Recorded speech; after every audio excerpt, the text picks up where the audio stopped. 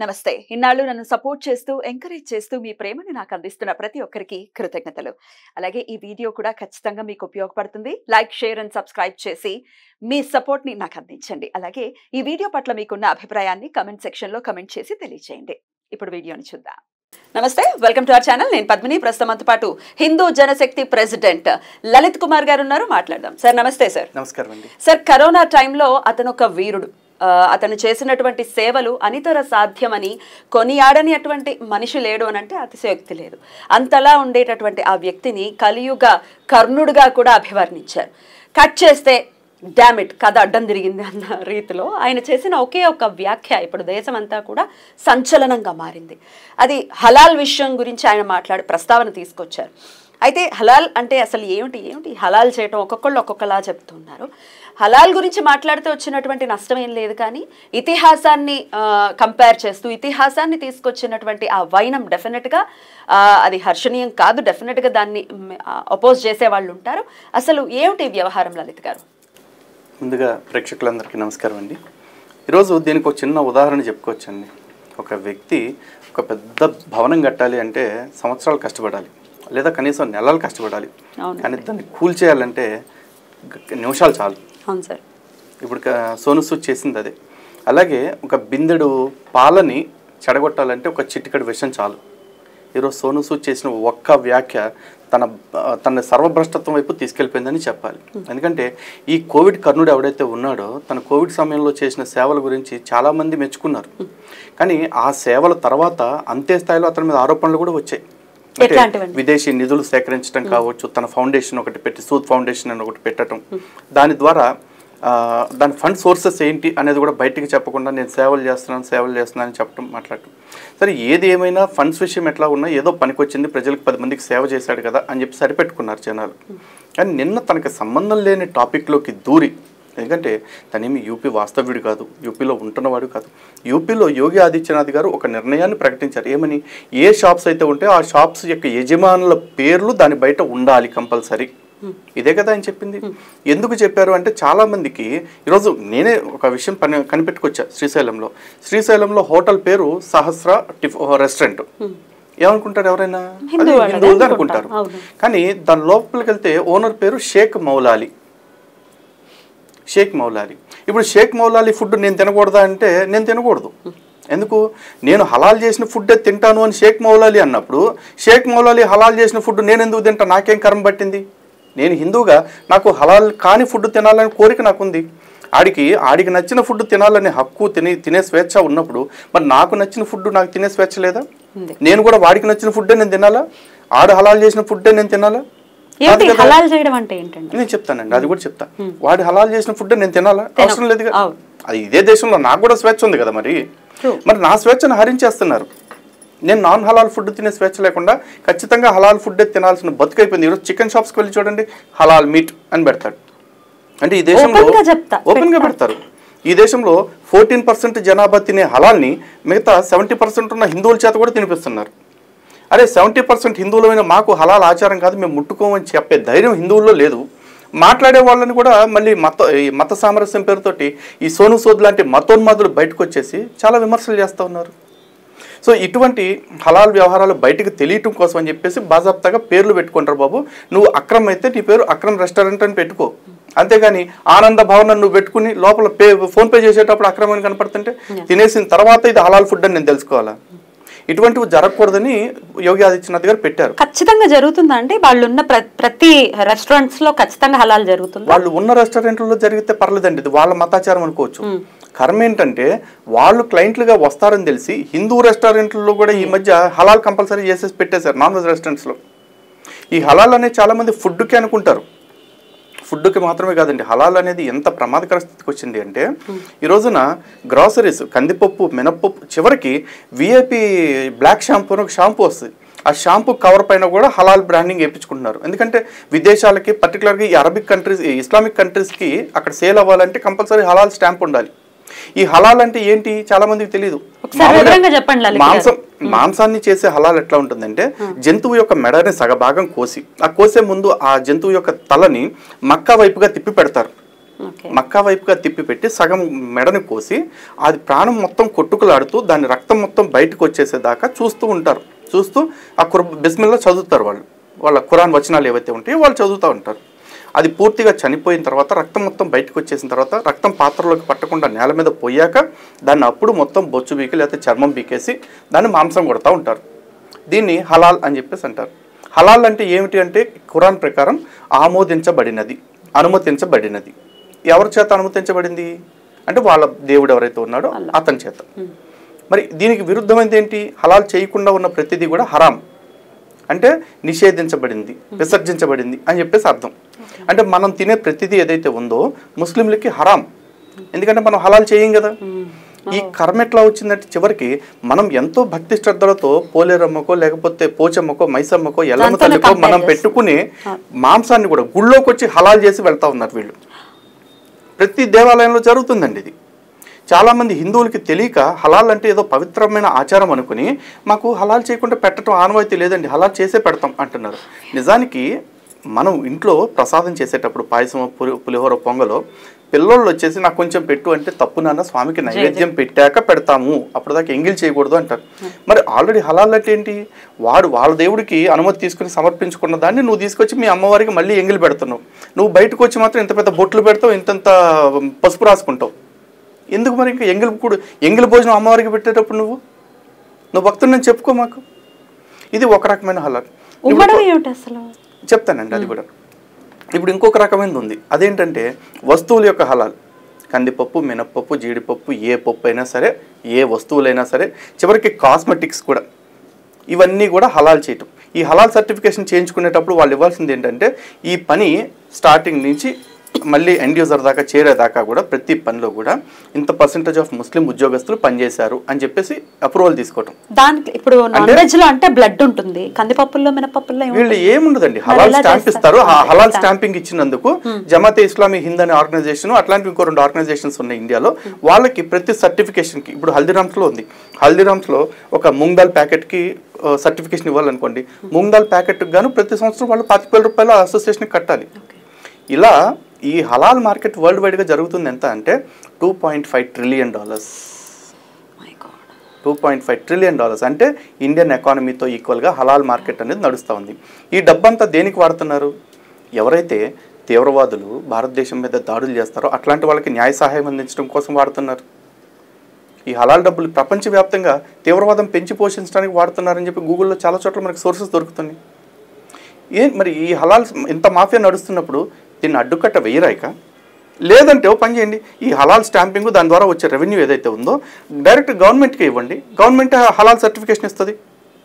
అట్లా చేయరు, వాళ్ళ మత సంస్థల ఆధ్వర్యంలోనే జరగాలి, వాటికే డబ్బులు ఇవ్వాలి. జమాతే ఇస్లామీ హింద్ మీకు ఆ సంస్థ గతంలో హైదరాబాద్ బాంబు పేలుళ్ల కేసులో అరెస్ట్ అయిన వాళ్ళకి తీవ్రవాదులకు న్యాయ సహాయం అందించింది. ఇదే దరిద్రం అనుకుంటే ఇప్పుడు కేరళలో కొత్తగా హలాల్ వెంచర్స్, రియల్ ఎస్టేట్ వెంచర్స్, ఇప్పుడు హైదరాబాద్లో ఉన్న ఫేమస్ మాల్స్ ఏవైతే ఉన్నాయో ఆల్మోస్ట్ ప్రతి మాల్ హలాల్ మాల్. అంటే హలాల్ మాల్ అంటే దాంట్లో ఒక ప్రేయర్ హాల్ కంపల్సరీ ఉంటుంది. ఆ ప్రేయర్ హాల్ మక్కా డైరెక్షన్లోకి ఫేసింగ్ చేస్తూ ఉంటుంది. ఇలా హలాల్ హాస్పిటల్స్ ఉన్నాయండి. మన హైదరాబాద్లో ఉన్న ప్రఖ్యాత హాస్పిటల్ ఒకటి ఖైరతాబాద్లోది హలాల్ హాస్పిటల్. ఈ హలాల్ సర్టిఫికేషన్ అనేది ఎంత ప్రమాదకరంగా మారిందో చూడండి. ఇవన్నీ ఒక ఎత్తు అయితే ఇంకొక మార్గం ఉంది హలాల్లో. అదేంటి అంటే ముస్లిమ్స్ ఎవరిని అడిగినా ఇది మా మత గ్రంథంలో లేదు అంటారు. మత గ్రంథంలో ఉందో లేదో మాకెందుకు, బయట ప్రాక్టీస్ అయితే చేస్తున్నారు. ఏంటిది? ఏ వంట వండినా సరే దాని దగ్గరికి వెళ్ళి తుప్పుకు కానీ ఉమ్మటం. చివరికి ఫ్రూట్స్ అమ్మేటప్పుడు కూడా ఆ ఫ్రూట్స్ అన్నిటి మీద నిన్న వీడియోస్ చూపిస్తాను మీకు కావాలంటే. ఆ ఫ్రూట్ వెండర్ ఎవరైతే ఉంటాడో ఫ్రూట్స్ అన్ని ప్యాకింగ్ చేయించే ముందు మొత్తం వాడు నీళ్లు పోసుకోవటం, ఉమ్మటం వాటి మీద. వాడు ఉమ్మింది ప్రపంచంలో ఉన్న ప్రతి ఒక్కడూ తినాలంటాడు. ప్రపంచం గురించి వదిలేంటి, ప్రస్తుతం భారతదేశంలో చూద్దాం. ఇక పానీపూరీలు అమ్మేవాళ్ళు ఉమ్మి చేయటం, వంటలు చేసేటప్పుడు కొంత తీసి ఉమ్మి దానిలో మళ్ళీ తిప్పి కలపటం, ఇవన్నీ చాలామంది చూస్తున్నారు కదా. ఇవన్నీ ఈరోజు మీరు నేను పుట్టించినవి కాదుగా, ఇవైతే వీడియోస్ చాలా కోవిడ్ తర్వాతే కదా బయటకు వచ్చింది. అంతెందుకు, కోవిడ్ తర్వాత ఎక్స్ట్రీమ్ కోవిడ్ క్యారియర్స్ కింద గుర్తింపు వచ్చింది ఎవరికండి? మర్కజ్ ప్రార్థనలకు వెళ్ళి బయటకు వచ్చిన వాళ్ళతోనే కదా స్ప్రెడ్ ఎక్కువైంది. స్ప్రెడర్స్ వాళ్ళే కదా కోవిడ్ క్యారియర్స్ అప్పుడు. మరి ఇదంతా ఎట్లా జరిగింది? కోవిడ్ టైంలో చాలామంది చివరికి మాస్కులు పెట్టుకోమన్నారు, ప్రతి ఒక్కరిని సోషల్ డిస్టెన్సింగ్ పాటించమన్నారు. ఎందుకు? మనుషులు మాట్లాడేటప్పుడు వీళ్ళ ఉమ్ము తుంపర్లు కానీ లేకపోతే వీళ్ళ శ్వాస నుంచి వచ్చే క్రిములు కానీ ఎదుటి వాళ్ళని ఈ జబ్బుకి ఎఫెక్ట్ చేస్తాయని చెప్పేసి, అంతేగా. ఈ ఒక గాలి విషయంలోనూ తుంపర్ల విషయంలోనూ అంత ఉన్నప్పుడు మరి ఉమ్ము బ్యాచ్ల విషయంలో జాగ్రత్తగా ఉండమని ఎవరైనా చెప్పరా? ఆ బాధ్యతతోటి యోగి ఆదిత్యనాథ్ గారు పేర్లు ఎవరి వాళ్ళు పెట్టుకోండి, తెలిసేలాగా పెట్టండి. అక్కడ ఎవరిని నిషేధించలా, హిందువులు మీరు ఆ షాపులు వెళ్ళొద్దు, ముస్లిం షాపులకి నిషేధించలా. మీరు పేర్లు మార్చుకుని క్లియర్గా పెట్టుకోండి. నచ్చినోడు వస్తాడు, మోసపోయి రాడు ఎవడు కూడా. ఇది మన హిందూ షాపే కదా అని మోసపోయి ఎవడు రాడు, అంతే. ఆ ట్రాన్స్పరెన్సీ కోసం ఆయన పర్మిషన్ తెచ్చారు. మరి సోను సూద్ ఇవన్నీ ఇన్ని ఆస్పెక్ట్స్ ఉండగా ఇట్లా మాట్లాడటం, ఆ వ్యాఖ్యలు అలా పోస్ట్ ఒకటి పెట్టడాన్ని ఎలా చూడొచ్చు? అదే అండి, ఇప్పుడు ఇంత జరిగినప్పుడు సోను సూద్ దాని మీద స్పందించి ఇది ఎవరి ఆహారం వాళ్ళ వ్యక్తిగత విషయం, ఒకళ్ళ ఆహారం విషయంలో మనం తలదూర్చుకోవటం ఎంతవరకు సబబు అని చెప్పేసి అన్నాడు. వాడి ఆహారం వాడు తింటున్నాడు, వాడి ఆహారం నీకు నచ్చితే నువ్వు కూడా తిను, వాడితో ఉమ్మించుకుని తిను, లేకపోతే ఉచ్చబోయించుకుని తిను, మాకు అభ్యంతరం లేదు. ఎందుకంటే నీకు అది నచ్చింది అంటున్నావు కాబట్టి. నీకు అదే కాదు ఇంకా బాగా నచ్చిందంటే వాడితో వాంతి చేయించుకుని నువ్వు నీ కుటుంబ సభ్యులు కలుపుకుని తినండి. నా మాట కొంచెం ఇబ్బందిగా ఉండొచ్చు, బట్ రియాలిటీ అండి. ఎందుకంటే అతను ఒక సెలబ్రిటీ స్థాయిలో ఉండి ఎక్కువ మందిని ఇన్ఫ్లుయెన్స్ చేసే స్థితిలో ఉండి అతను ఇంత నీచంగా మాట్లాడితే దాన్ని ఏమనాలి? నేను నీచంగా మాట్లాడడానికి పరాకాష్ట శబరిని తీసుకురావడం. అదే ఇది నేను నీచమని ఎందుకు మాట అంటున్నాను అంటే, నువ్వు కంపేర్ చేసే క్రమంలో నువ్వు ఖురాన్ నుంచి ఏదన్నా తీసుకుని చెప్పాల్సింది ముస్లింలకి, అట్లా చెప్పాల. హిందూ ఇతిహాసాల్లో నుంచి అది కూడా మూల గ్రంథాల్లో లేని ఒక సందర్భాన్ని తీసుకొచ్చి ఎవరో ఒక వ్యక్తి అడిగాడు, ఇలా ఉమ్ముతున్న వీడియో పంపించి సోను సూద్ గారు మీరు ఇట్లాంటి ఫుడ్ తింటారా అంటే తప్పేముంది అన్నాడా? దానిలో ట్వీట్లో అతను చెప్పిన కామెంట్ ఇది, తప్పేముంది, రాముడు శబరి ఎంగిలి తినలేదా అని చెప్పేసి అన్నాడు. నీకు ఇక్కడ కంపారిజన్ చేయాలని నేను థాట్ ఎందుకు వచ్చింది? నీకు రామాయణం తెలియదు, శబరి గురించి తెలియదు, రామతత్వం తెలియదు, రాముడి గురించి మాట్లాడేసావు. రాముడికి శబరి పెట్టిన ఎంగిలి పళ్ళకి అదే అది ఎట్లా చూస్తాను నేనంటే, ఒకవేళ జరిగిందని ఎవరన్నా అంటే రామాయణంలో అయితే లేదు, మూల రామాయణంలో. కానీ ఒకవేళ వాల్మీకి రామాయణంలో లేదు క్లియర్గా. వాల్మీకి రామాయణంలో శబరి ఏం చెప్పారు? నీ కోసం మధుర ఫలాలు తెచ్చాను తండ్రి అని చెప్పేసి చెప్పారు. ఎందుకు ఆవిడ అన్నారు? 100 చెట్లు ఉన్నాయండి, ఒక్కో చెట్టు రుచి చూస్తారు, ఒక్కొక్క పండు, ఏ చెట్టు పండు రుచిగా ఉందో దాని పళ్ళు శ్రేష్టమైన ఆవిడ ఏరుకుని తీసుకొచ్చి ఇచ్చారు. అంటే ప్రతి పండు ఎంగిల్ చేసి పెట్టినట్టు కాదుగా. ఎవరైనా తల్లిదండ్రులైనా సరే పసిబిడ్డలకు పెట్టేటప్పుడు ముందు చూసి అది సరిపడ కారం ఉప్పు ఉందా అని, నెయ్యి తగినంత ఉందా అని కొంచెం టేస్ట్ చేసి బిడ్డలకు పెడతారు. తర్వాత తల్లి ప్రేమ శబరి ప్రేమ తల్లి ప్రేమతోనే సమానం. ఇప్పుడు శబరి ఎంగిలి పెట్టింది కాబట్టి షబ్బీర్ అనేవాడు కూడా ఉమ్మూసి పెడితే నేను తింటానా, నాకేం కర్మ? శబరి అందరికీ పెట్టిందా? పోనీ ఆశ్రమంలో రాముడికి మాత్రమే పెట్టింది. అది కూడా ఎందుకు? ఎప్పటి నుంచో రాముడి కోసం ఎదురు చూస్తుందా తల్లి. కాబట్టి రాముడు రాక వచ్చాడు, వచ్చిన వాడికి మంచి పండ్లు పెట్టాలన్న ఆత్రం, అంతే. ఇక్కడ నువ్వు మూసి పెట్టేదానిలో ఏం ఆత్రం ఉంది చెప్పు? శబరిని గాని భక్త కన్నప్పని గాని ఎలా తీసుకొస్తాం? వాళ్ళ భక్తి అనితర సాధ్యం. వాళ్ళతో కంపేర్ చేసుకోవడానికి ఈ బతుకులు ఎక్కడ సరిపోతాయండి? ఈరోజు శబరి విషయంలో మాట్లాడుతున్న వీళ్ళు ఉన్నారు కదా, వీళ్ళందరూ కూడా ఎవరైతే ఉమ్ముతున్నారో వాళ్ళు వాళ్ళ కుటుంబ సభ్యులందరికీ కూడా ఉమ్మి పెడతారా? పెట్టరండి. వాళ్ళు ఎందుకు పెడతారండి? పెట్టరు. ఈ రోజున షారుఖ్ ఖాన్ ఉన్నాడు, దేశంలో ఎంతోమంది చచ్చిపోతున్నారు, చాలా మందిని పరామర్శించడానికి వెళ్తాడు, వాళ్ళ బంధువుల్లో చాలా మంది చచ్చిపోయి ఉంటారు. చచ్చిపోయిన ప్రతి బంధువు దగ్గరికి వెళ్ళిపోయి ముఖం మీద ఉమ్మూసి వస్తాడా? మరి లతా మంగేష్కర్ గారు చనిపోయినప్పుడు మాత్రం వెళ్ళిపోయి ఆవిడ దగ్గర ఉమ్మూసి వచ్చాడు. దాన్ని ఎవడో ఉమ్మటం కాదు ఊదటం అని చెప్పేసి అంటున్నారు. అసలు ఊదటం అయినా సరే నీకేం అవసరం? ఆవిడ హిందువు కదా, ఆవిడకి హిందూ ఆచారాల్లో ఏ పద్ధతి అయితే చేయాలో అప్పుడు ఖననమో వాళ్ళ ఆచారం బట్టి దహనమో ఏది ఉంటో చేస్తారు. నువ్వు అక్కడికి వెళ్ళి ఊసిరావటానికి నీకేం కర్మ? నేను ఎప్పుడైనా మసీదుల్లోకి వచ్చేసి అక్కడ మీ అల్లాకి అభిషేకం చేయాలి, లేకపోతే మీ అల్లాకి అలంకరణ చేయాలని నేను అంటే ఒప్పుకుంటారా? ఒప్పుకోరుగా. ఎందుకంటే అక్కడ మసీదులో వాళ్ళ ఆచారం నడవాలి. మక్కాలో కూడా ఏదో విగ్రహం ఉందంటారు కదా, కాబాను సంగే అజ్వద్ అని చెప్పేసి, దానికి నేను అలంకరణ చేస్తాను, అభిషేకం చేస్తానంటే ఊరుకుంటారా? లేదుగా.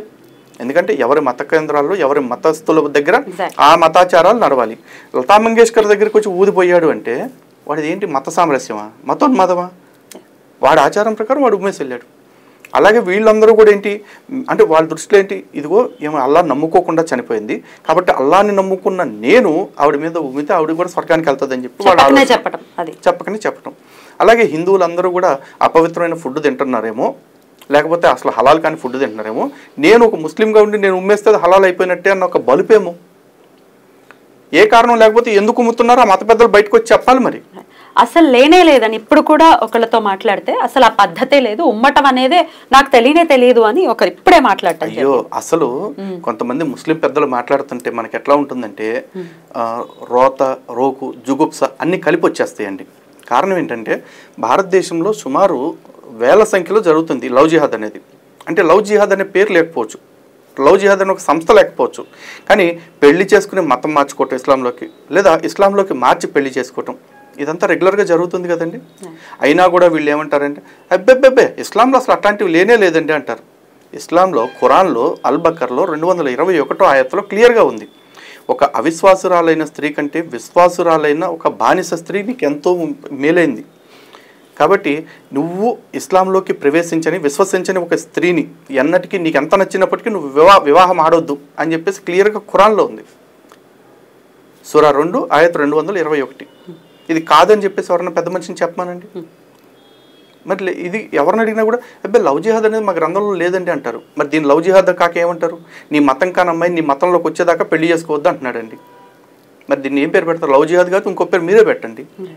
కానీ ప్రేమ పేరుతో పెళ్లి పేరుతో మత మార్పిడి లేదు అని ఎట్లా మాట్లాడుతున్నారు? ఎందుకంటే వాళ్ళ మతాన్ని కాపాడుకోవటం కోసం వాళ్ళు ఏ అబద్ధమైనా ఆడేస్తారు. ఇక కొంతమంది ఈ హలాల్ విషయంలో కూడా అంతే క్లియర్గా అన్ని జరుగుతున్నాయి.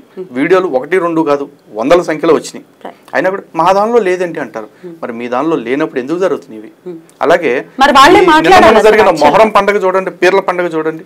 ఆ పీర్లు ఎందుకు జరుపుకుంటారో కూడా సగం మంది ముస్లింలకు తెలియదు. కానీ సగానికి పైగా ఇస్లాం సమాజం ఆ పీర్ల పండుగలో పాల్గొంటున్నారు. కర్మ ఏంటంటే సగానికి పైగా హిందూ సమాజం ఆ పీర్లలో పాల్గొంటున్నారు. ఆ పీర్ల పండుగ అంటే ఏంటంటే మహమ్మద్ ప్రవక్త గారి మనవడు ఎవరైతే ఉన్నారో ఆ మనవడిని సాటి ముస్లింలు చంపేశారు ఆధిపత్యం కోసం. ఖిలాఫత్ ఉద్యమంలో జరుగుతున్నప్పుడు ఆ ఖలీఫా స్థానం కోసం అని చెప్పేసి అజద్ అనే అతను ఈ హుస్సేన్ని చంపించేశాడు హుస్సేన్ని.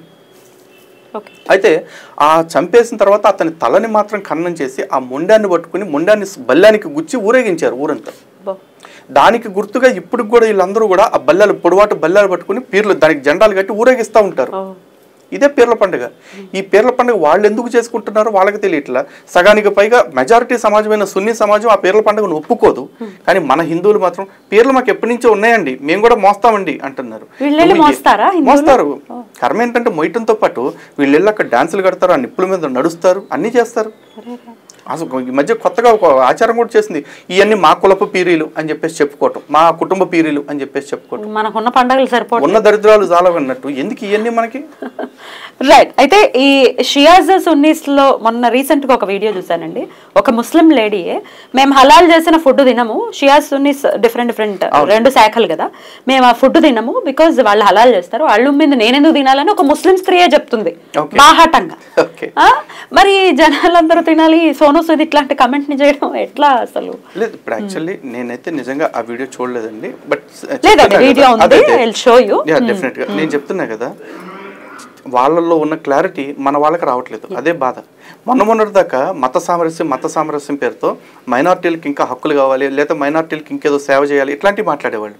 ఇవాళ చివరికి మత సామరస్యం ముసుగులు వీళ్ళు ఎట్లా తయారయ్యారంటే మైనార్టీ వాడు ఉమ్మినా పర్లో ఉచ్చబోసినా పర్లేదు అదే తింటామనే స్థాయికి దిగజారిపోతున్నారు. ఇంకా మరి దీన్ని ఇంకా మైనార్టీ సంతుష్టీకరణ అనాలా, లేకపోతే ఇంకా వేరే కొత్త పేరు ఏమన్నా పెట్టాలి దిగజారుడుతనానికి? ఖచ్చితంగా సోను సూద్ లాంటి వ్యక్తి మాట్లాడిన వ్యాఖ్యల్ని దిగజారుడుతనం అనే మాటతో సరిపెట్టలేను. దిగజారుడుతనానికి అమ్మ మొగుడని చెప్పాలి. ఇంకా డెఫినెట్ గా వెనక్కి తీసుకోవాలి అని మీరు డిమాండ్ చేస్తున్నారా? వెనక్కి తీసుకోవటం కాదండి, ఇప్పుడు వెనక్కి అనాల్సినవన్నీ అనేసి ప్రతిసారి వెనక్కి తీసుకోవటం. సోను సూద్ అనేవాడు మాట్లాడిన వ్యాఖ్యలకి తను క్షమాపణ చెప్పాలి ఒకటి. ఇక భవిష్యత్తులో తను ఎప్పుడు కూడా ఇట్లాంటి ఎదో డైలాగులు ఇవ్వకుండా చర్యలు తీసుకోవాల్సిన బాధ్యత ప్రభుత్వాల మీదే ఉంది. సో కాల్డ్ సెక్యులర్స్ చాలా మంది ఉన్నారు. వాళ్ళనే మాట ఏంటంటే కమెంట్స్ చూస్తే అర్థమైనటువంటి విషయం ఏంటంటే అందరికీ సమన్యాయం జరగాలి. ఇక్కడ ఎవరికి ఉన్నటువంటి పద్ధతుల్ని వాళ్ళు గౌరవించాలి. సోను సూద్ చెప్పాడా ఇంకో వాడు చెప్పాడా కాదు, తను చెప్పింది కరెక్టే అంటూ సపోర్ట్ చేయటము. ఈ సో కాల్డ్ హిందువులనాలా, హిందూలే మళ్ళీ వాళ్ళ పేర్లన్నీ హిందూ పేర్లే. సెక్యులర్ అనేవాడు హిందువుల్లోనే ఉంటాడండి. ముస్లింల్లో క్రైస్తవుల్లో సెక్యులర్ అనేవాడు. ఒకవేళ సెక్యులర్ అనే వాళ్ళ పేరు పెట్టుకుంటే వాళ్ళని ఇస్లాం నుంచి బాయ్కట్ చేసినట్లే. ఎందుకంటే అబ్దుల్ కలాం గారు ఉన్నారు. అబ్దుల్ కలాం గారిని నేను ముస్లిం గానే పరిగణించను అని చెప్పేసి అసదుద్దీన్ ఓవైసీ స్టేట్మెంట్ ఇచ్చాడు. ఎందుకు ఇచ్చాడు? ఆయన భగవద్గీత చదివింటారు, ఆయన చేసిన పాపం. Being secular is the biggest crime వాళ్ళకి ఆ రెండు మతాల్లో. కాబట్టి వాళ్ళు అట్లాంటి సో హిందువులే, ఓకే, హిందువులే. సో వీళ్ళు ఏమంటున్నారు, ఎవడి మతాచారం ప్రకారం వాడి ఆహారం వాడు తింటాడు అని చెప్పేసి అంటున్నాడు. లేకపోతే ఈ దేశంలో ప్రతి వాడికి వాడి ఆహారం తినే స్వేచ్ఛ ఉంది అంటున్నారు. మరి యూపీలో నోయిడాలో ఒక సైకో ఉండేవాడు, సురేంద్ర కోహ్లీ అని చెప్పేసి. వాడు పసిపిల్లల్ని చంపి తినేవాడు. మరి ఇప్పుడు వాడి ఆహారం వాడిది తినచేయండి, కెనబలిజం అంటారు. మరి వాడి ఆహార పద్ధతి అదండి. వాడి ఆహారం విషయంలో జోక్యం చేసుకోవడానికి మనకేం హక్కు ఉంది? తినేస్తారా? లేదు. పోనీ వీడికి మనం పూజించే ఆవుని తినమంటే మాత్రం అబ్బాయి వాడి ఆహారం నేను తింటాను, మీరెవరు వద్దంటానికి అని మనమే పడతాడు. సరే, మరి నీ మసీదు దగ్గరే మేము అటుపక్కనో ఇటుపక్కనో ఖాళీగా ఉంది కదా అని చెప్పేసి ఒక షాప్ పెట్టుకుంటా. మీ మసీదుకి దూరంగా ఒక 100 అడుగుల దూరంలో, 50 అడుగుల దూరంలో నేను పోర్క్ షాప్ పెట్టుకుంటా, పంది మాంసం అనేది. వాడి మతాచారం వాడిది, వాడి ఆహార పద్ధతి వాడిలో పోనీ మనం వాడు చూడొద్దు, మనం తినొద్దు అని చెప్పి అనుకుని వదిలేస్తారా? చంపేస్తారండి. చంపేస్తారు. ఎందుకంటే మీరు నూపూర్ శర్మ గారిని చూశారుగా, ఆవిడేమన్నా మహమ్మద్ ప్రవక్తను తిట్టారా, కొట్టారా? మహమ్మద్ ప్రవక్త గారి యొక్క వివాహం గురించి, ఎందుకు చిన్న వయసులో అమ్మాయిని చేసుకోవాల్సి వచ్చింది, అలాగే రెక్కల గుర్రం మీద వెళ్ళారని చెప్పేసి అన్నారు కదా, దాని మీద చర్చ చేద్దామా అని క్వశ్చన్ చేశారు. చర్చగా చేయాల్సింది, సమాధానం ఉంటే చెప్పాల్సింది. మరి ఆవిడని చంపేస్తే 5 కోట్లు ఇస్తాం, రేప్ చేస్తే 1 కోటి రూపాయలు ఇస్తామంటూ ఎదవ సుపారీలు ఎందుకు ప్రకటించారు? ఎందుకంటే వాళ్ళ దగ్గర సమాధానం లేదు.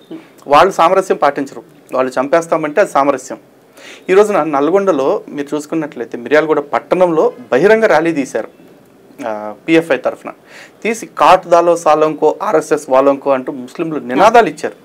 మరి ఈ దేశంలో రోడ్ల మీద ర్యాలీలు చేస్తూ వాళ్ళ తలకాయలు నరికేయండి అని చెప్పేసి అన్నప్పుడు, అరే దాన్ని ఎవరు మతోన్మతం అనలేదండి. ఆడి మతం ఆడిది, నీ మతం నీది, ఆడి నువ్వెందుకు చంపాలరా బాబు అని చెప్పి ఎందుకు చెప్పలే? ఎవడు పిరికితనం అనుకోవచ్చా దీన్ని? వాడిని వ్యతిరేకించడానికి భయం అనుకోవచ్చా? పిరికితనం కూడా కాదండి, ఇది కొంతమందిలో పిరికితనం. కానీ మెజారిటీ ఆఫ్ ది స్టేట్మెంట్స్ ఇట్లాంటి ఇస్తున్న వాళ్ళు ఎవరైతే ఉన్నారో వాళ్ళందరూ కూడా అమ్ముడు పోతున్నారు. వీళ్ళకి మనకు బాహాటంగా మన దగ్గరకు ఆధారాలు రాకపోవచ్చు, ఎందుకంటే దొంగతనం చేసేవాడు, హత్యలు చేసేవాడు, అత్యాచారాలు చేసేవాడు సాక్ష్యాలు పెట్టుకుని చేయరు కదా.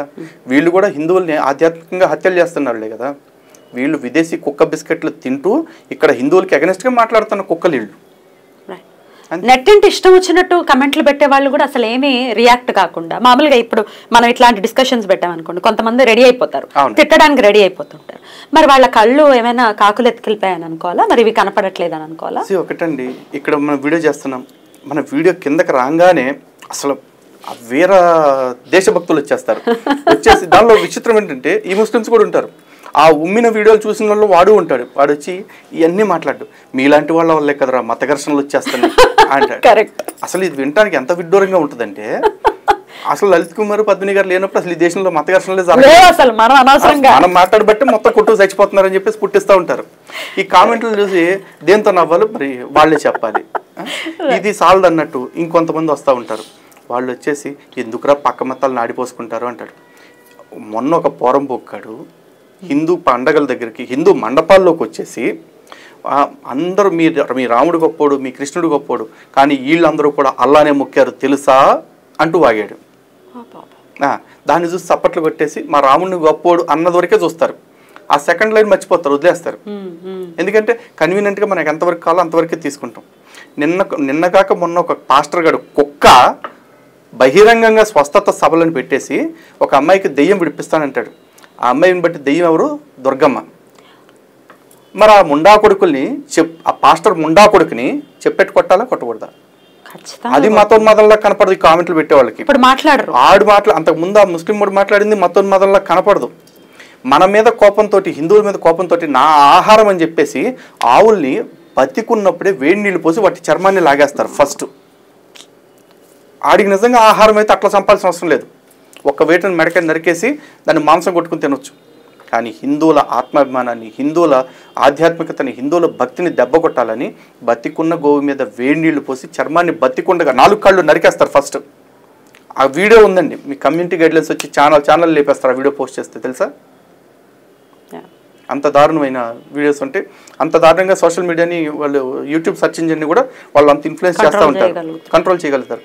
ఇది కాకుండా నిన్న మొన్న ఒకడు నాస్తికుడిని అని చెప్పుకునే ఒక ఊరకొక్క వెంకటేశ్వర స్వామి ఏందయ్యా వీళ్ళు నిద్రపోమంటే నిద్రపోతాడు, సుప్రభాతం పౌళింపు సేవ పాడితే మేల్కొల్పు సుప్రభాతం పాడంగానే లెగమంటే లెగుస్తాడు. అవి కూడా బూతులు, ఏమన్నా దేవుడు అంటే ఇక్కడ బామ్మర్ది అనుకుంటున్నాడా అని చెప్పి మాట్లాడతాడు. ఆ కుక్కకి, ఈ కుక్కల కొడుకులకి ఎప్పటికి అర్థమవుతుంది భగవంతుడు భక్త సులభుడు. భగవంతుడు తను ఎంత ప్రపంచమంతా ఆక్రమించి ఉన్నా కూడా బిడ్డ దగ్గర తను ఒక తండ్రిలాగే ఉంటాడు. ఐఏఎస్ అయినా సరే, ప్రధానమంత్రి అయినా సరే, ముఖ్యమంత్రి అయినా సరే, తన కొడుకు దగ్గరికి వచ్చినప్పుడు ఒక చిన్న బిడ్డ ఉంటే ఇంట్లో ఆ బిడ్డ ఒంటి మీద మలమూత్ర విసర్జన చేస్తే కూడా అబ్బా నా బిడ్డ నా ఒళ్ళు పావనం చేశాడని మురిసిపోతాడు. కానీ రైట్ నేను ప్రధానమంత్రిని నా ఒంటి మీద ఇచ్చేస్తావా అని అండు. అలాగే ఒక తండ్రి దగ్గరికి ఒక చిన్న బిడ్డ గురుగులతో ఆడుకుంటూ వచ్చి నాన్న నేను నీకోసం టిఫిన్ చేశాను తిను అని ఒట్టి గిన్నె చూపిస్తుంటే నాన్న మా అని తింటూ ఆ బిడ్డను మురిపిస్తాడు. అది తండ్రి ప్రేమ. భగవంతుడు ఉన్నాడని, ఆ భగవంతుడు మన కాపాడటానికి కలియుగంలో వచ్చాడని చెప్పేసి మనం నమ్ముతున్నాం. ఆ తండ్రితోటి మనం సుప్రభాతం అంటే లేస్తానంటాడు, పౌళింపు సేవ అంటే పడుకుంటానంటాడు. నిజంగా పడుకుంటాడా? నిజంగా పడుకునే తత్వం దేవుడిది కాదు. కానీ భక్తుడిని గెలిపించడానికి భగవంతుడు ఎన్ని మెట్లైనా దిగుతాడు. అది సనాతన ధర్మంలో మాత్రమే ఉంది. ఏ పాషండ మతస్థుడినైనా చెప్తున్నా, దేవుడు అక్కడ కాకుండా ఈ భూమి మీద నీ చుట్టుపక్కల ఎక్కడన్నా ఉన్నాడు అని చెప్పేసి ఒక్క లైన్లో చూపించమనండి. ఈ ముండలకి చేత కాదు, చేసుకునే వాళ్ళని చూస్తే ఓరవలేరు. ఏం బతికిది? ఈ ఏవి మతోన్మాదంలాగా కనపడిన వెధవలకి మన మాటలు మాత్రమే మతోన్మాదంలా కనిపిస్తాయి. కానీ మన మాటలు వెనక ఉన్న ఆవేదనని ఒక్కడన్నా అర్థం చేసుకుంటాడా? లేదు. ఇంతకన్నా పనికొచ్చే డిస్కషన్స్ ఏమీ లేవా మీకు అని మాట్లాడేవాళ్ళు కొంతమంది. అయ్యో భలే పనికొచ్చే డిస్కషన్స్ తోటి ఈ మీడియా మొత్తం మారుమోగిపోతుంది. 10 సంవత్సరాలు ఒకరితో ఒకళ్ళు లివింగ్ రిలేషన్లో ఉన్నారు అంటే వాడికి అసలు చెప్పాలి అంటే ఒకళ్ళనొకళ్ళు ఉంచుకున్నట్టు. వాళ్ళిద్దరని కదా జనరల్గా చెప్తున్నా. వాళ్ళకి మోజులు తీరిపోయిన తర్వాత ఎవరి దారిన వాళ్ళు వెళ్ళిపోతారు. వాళ్ళు ఎవరి దారిన వాళ్ళు వెళ్ళిపోతుంటే ఆ టెట్టర్ విడిపోతారని చెప్పి దాని మీద ఒక డిస్కషన్. ఇంకెవడో పోరంబోకుంటాడు జ్యోతిష్కుని అని చెప్పేసి ఆడు నేను మొన్నే చెప్పాడు సిగ్గు లేకుండా నేను జాతకాలు చెప్పను అని చెప్పేసి నిన్న మళ్ళీ ఎవడో విడిపోతాడని చెప్తున్నాడు. శుభం బలగరామ అంకెన్న అంటే పెళ్లి కూతురు ముండేదన్నాడు అంటే టెన్ ముండా కొడుకులు. అది యూస్ఫుల్ డిస్కషన్ వీళ్ళకి. ఈ ఏవి కాకుండా మొన్న విజయసాయి రెడ్డిది ఇప్పుడు వాళ్ళిద్దరూ ఎవరెవరు ఉంచుకున్నారు, ఎవరెవరు కడుపులు చేశారు, ఇవన్నీ యూస్ఫుల్ డిస్కషన్సే. బట్ ఈ దేశం గురించి ఈ ధర్మం గురించి మాట్లాడితే మాత్రం ఇది యూస్ఫుల్ డిస్కషన్ కాదు, ఇది మతోన్మాదం. కర్మ అట్లా ఉంది. ఫస్ట్ వీళ్ళు మారాలండి. అండ్ మోరోవర్ మొన్న కూడా చూశాను వీడియోస్లో కర్ణుడి గురించి, కర్ణుడిలో ఉన్న తప్పుల గురించి, లోపాల గురించి మాట్లాడుతుంటే కూడా చాలా మంది కామెంట్లు పెడతాడు, కర్ణుడి గురించి నీకేం తెలుసురా అని చెప్పేసి. ఒక సన్నాసి నీకేం తెలుసురా, నీకేం తెలుసు, నువ్వు సినిమాలు చూసి బతుకుతున్నాడు, నువ్వు కామెంట్లు పెడుతుంటే మేము పట్టించుకుంటాం. కర్ణుడు వీరుడు, యోధుడు, కర్ణుడు చేసినన్ని దానాలు లేవు. అసలు ఆ కమెంట్స్ చూస్తుంటే మైండ్ తిరిగిపోయిందండి. అసలు ఏంటి, ఒక ఆడదాని బట్టలు ఒలిచే అని సలహా ఇచ్చిన ఒక బెధవా వాడు హీరోనా? అసలు ఇలా అంటున్నారు కర్ణుడు అనేవాళ్ళు లేకపోతే భారతమే లేదు అని చెప్పేసి అంటున్నారు. అలా అనకూడదు. కర్ణుడు అనేవాళ్ళు లేకపోతే కురుక్షేత్ర యుద్ధం జరిగేది కాదు. భారతం లేదంటానికి ఈడవాడు. భారతం కర్ణుడు లేకపోయినా, ధర్మరాజు లేకపోయినా, చివరికి కృష్ణుడు లేకపోయినా, వ్యాసుడు లేకపోయినా కూడా ఉండదేమో, ఎవరికి తెలుసు. కానీ కురుక్షేత్ర యుద్ధం అనేది ఇది జరగటానికి, అన్ని లక్షల మంది చనిపోవటానికి ఖచ్చితంగా కర్ణుడి అహంభావమే కారణం. కర్ణుడికి న్యాయం జరగలేదు అనే కమెంట్స్ అండి. కొన్ని కమెంట్స్ నిజంగా డైజెస్ట్ ఇప్పటికీ అవ్వట్లేదు, ఎప్పటికీ అవ్వవు కూడా. కర్ణుడికి న్యాయం జరగలేదు. కుంతినైతే తిట్టకుండా తిడుతున్నారు. అసలు వీళ్ళు ఏం చదువుకున్నారు తెలియదు. కర్ణుడికి న్యాయం జరగలేదండి. కుంతి వల్లనే ఇది జరిగింది. నీ కోపం ఎవరి మీద తీర్చుకోవాలి? కుంతి మీద తీర్చుకోవాలి, పాండవుల మీద తీర్చుకోవాలి. పాండవులకు కూడా సంబంధం లేదు, వాళ్ళు నీ తర్వాత పుట్టిన వాళ్ళే. కానీ అన్యం పుణ్యం తెలియని ద్రౌపదిని ఎందుకు బట్టలు ఇప్పమన్నాడు? దాని గురించి ఎవడు మాట్లాడ్డా? అంటే వీడికి చిన్న కష్టం వచ్చింది కాబట్టి వీడు ఊళ్ళో వాళ్ళందరినీ కష్టపెట్టేస్తాడా? ఊళ్ళో వాళ్ళందరినీ బట్టలు వచ్చేయమంటారు. ఆవిడ నవ్వింది, ఒక చిన్న నవ్వు నవ్వింది. అలాగే తను కూడా వెళ్ళాడు, ఆ అర్జునుడితో పాటు తను కూడా వెళ్ళాడు. ఆవిడ నవ్వినట్లు కూడా భారతంలో లేదండి.